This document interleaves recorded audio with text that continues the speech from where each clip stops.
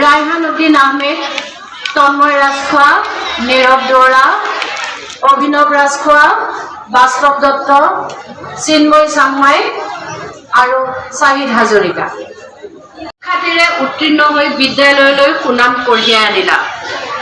বিদ্যালয়লৈ সাফল্যৰ বন্যা হোৱাই যি গৌৰৱ কঢ়িয়াই আনিলা, তাৰ গৌৰৱত আমি গৌৰৱান্বিত। হে স্নেহভাজনেখু, সমূহ শিক্ষক শিক্ষয়িত্ৰী, বিদ্যালয় পৰিচালনা সমিতি, কৰ্মচাৰী, শুভাকাংক্ষীৰ তৰফৰ পৰা তোমালৈ আন্তৰিক শুভকামনাৰ লগতে অভিনন্দন জনালো। নৱমল্লিকাৰ নতুন চন্দ্ৰগতিৰে তুমি নতুন পথেৰে ধাৱিত হোৱা। অদম্যৰে সৌৰভ আৰু গৌৰৱ কঢ়িয়াই ভৱিষ্যত জীৱন আদৰ্শময় কৰি তোলা।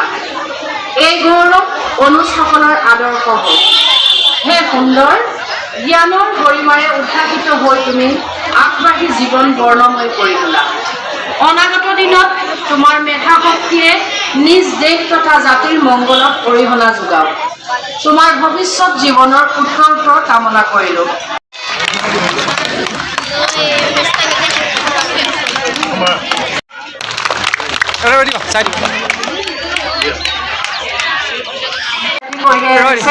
গতিকে তেখেতলৈ আমাৰ সকলো পৰা অভিনন্দন জনালো।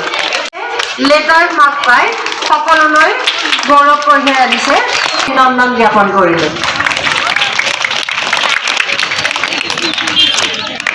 বিদ্যালয়লৈ গৌৰৱ কঢ়িয়াই আনিছে, গতিকে আমি তেখেতলৈ অভিনন্দনৰ লগতে মৰম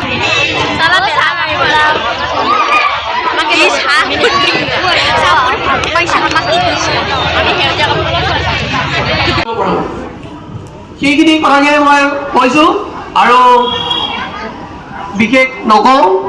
এইখিনিকে কৈ মোৰ বক্তব্য সামৰণি মাৰিছোঁ। বৰ্তমান 2024-25 বৰ্ষলৈকে বিদ্যালয়ত সৰহভাগ সময় আমাৰ 100% ফলাফল আমি পাই আছোঁ। এই পদক্ষেপে ছাত্ৰ ছাত্ৰীসকলৰ শৈক্ষিক অন্তত মূল্যবোধৰ শিক্ষাৰে শিক্ষিত হোৱাত যথেষ্ট অৱদান আছে।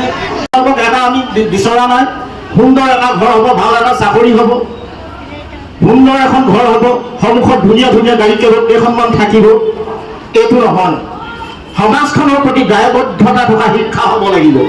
সমাজখনক যেতিয়ালৈকে দায়বদ্ধতাৰে আগবঢ়াই নিনিয়ে, কম কম ল'ৰা ছোৱালীখিনিয়ে যেতিয়া সমাজত বিশৃংখলাৰ সৃষ্টি হ'ব, তেতিয়া তোমালোকৰ সুখা থাকিব নোৱাৰিবা। সমাজখন যেতিয়া বিশৃংখলতাৰ সৃষ্টি হ'ব, আজি কোনো সুখা থাকিব নোৱাৰে।